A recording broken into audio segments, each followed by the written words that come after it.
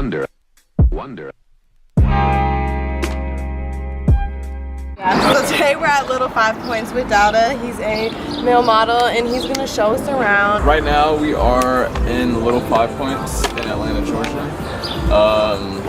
This is a great little area. It's where a bunch of the hipster kids are. Where we used to do Tumblr meetups back in the day. That's when I first got introduced to this spot.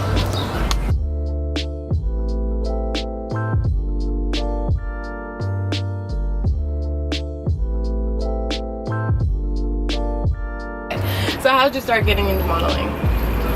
Basically, how modeling came about was I had a friend who did photography and they kind of needed a muse. And they were like, hey Dowda, can I use you? And I was like, sure. And so they used me.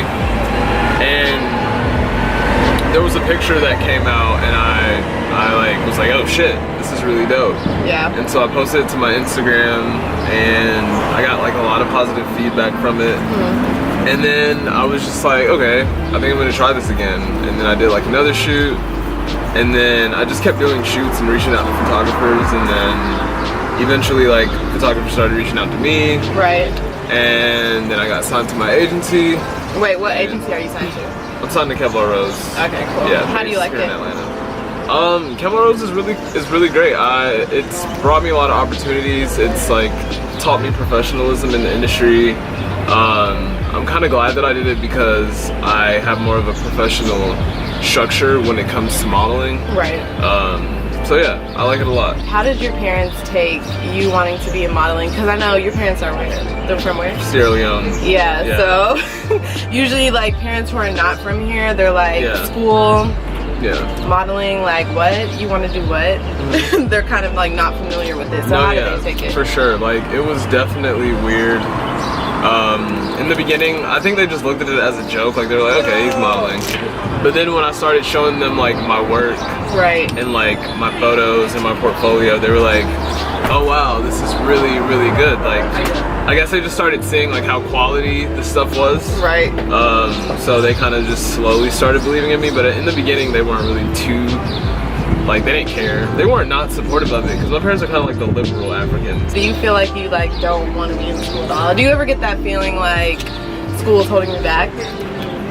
Yeah. I feel like everybody feels that I feel way. like it's like for now, I wouldn't say it's really holding me back. It's just like I just know I don't want to do what I'm in school for.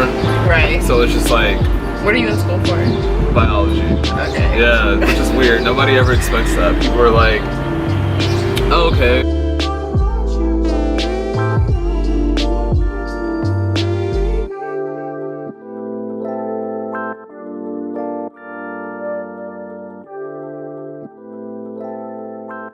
Now Dowda is about to show us his skincare secrets. Let me start with the OG. This is black soap right here.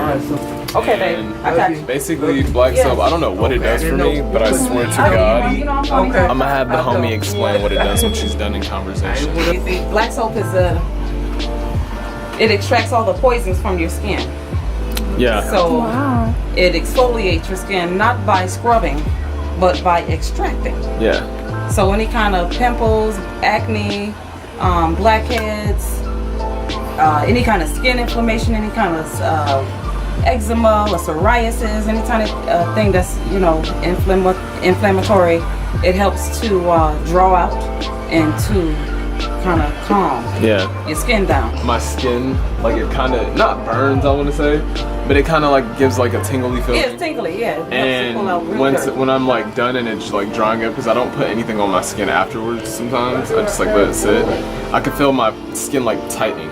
Like it literally feels tighter. How could you tell the difference between like natural black soap and, you know, if you were to buy it from like Walmart? How would you know? What are you telling people? Me personally, I don't even bother going there to use it. But what you have to do is familiarize yourself with it so that even if you had, like if you get a GMO apple and you get a regular apple, they both look the same, they smell the same. But when you cut it open and you see one got seeds and the other one don't, then if you have any knowledge about GMOs or even just regular apples, you would know the difference. So it's the same with the black soap. It's like for all you ladies, I know y'all be using that Fenty. This is your Fenty. This is your Fenty right here. Natural shea butter, water, shea butter, black soap. Eat good. This is Eat Good. This is the golden woman right here. Yeah, God give us everything we need. All you gotta do is stick with nature and you're good. Check them out, Low 5 Points, Atlanta. Getting some sage to get rid of the bad vibes in the air, bad energy. So I'm gonna do this tonight when I get home.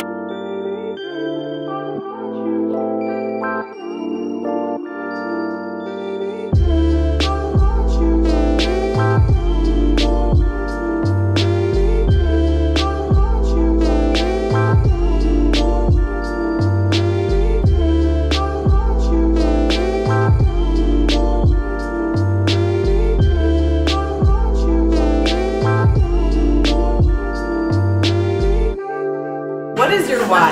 Like, why are you pursuing modeling? I'm pursuing modeling for many reasons, myself and the people of color. Not to sound like a head ass or anything, right? But like, more so for myself, just because growing up I wasn't always like the cool kid, so this is all taboo to me. Like everybody like, oh, he's so cool, this is so weird to me. So it's like, it's kind of like different, I don't know, right? And helping with my self-esteem. And then the reason why I'm doing it for people is because, like I was saying earlier, we need people of color to kind of like change. I feel like people of color need more people to look up to in the industry. And I mean, it's definitely a lot more people now, but I definitely want to like break the fucking wall and just like be like, you know, add on to that, you know? Right. The black people to look up to. So yeah. I could definitely relate to you on the whole self-esteem thing too, because growing up I didn't have that much self-esteem, so taking pictures is definitely like my outlet. Yeah. A lot of people get this whole assumption that if you take a lot of pictures you're self-centered and you just have like the biggest self-esteem ever, and I'm like, little if you know, like you don't even know how long it takes me to choose a picture to post because I'm so hard on myself. So I can definitely relate to you. So if you had advice for anybody who was trying to pursue their dreams, trying to be a model, trying to be a creative period, what would you give them? Some advice I'll give to anybody who's trying to be creative, who's trying to pursue their dream, is to stay true to yourself, stay true to your thoughts, stay true to what you want to do. Because at the end of the day, you're the only person like you, and that's what makes people different and their creativity stand out, is when you're just yourself. Modeling is definitely a gig where you're gonna hear a lot of no's. You're probably gonna hear more no's than you're gonna hear yes. You're gonna be told, you know, oh, sorry, your look is this, your look is that. But you just have to remember that, like, one day somebody's gonna like admire your look for who you are. Someone's gonna appreciate you. Someone's gonna want to use you for their brand. And as a creative, just keep on staying true to yourself and don't take no as an answer. Yourself. Don't treat yourself for anybody, anything. And thanks for letting me follow you around, Delta. Thanks for having me. I really appreciate this. And I hope you guys enjoy this first episode of Fruitful Mind. There's more to come. Yeah.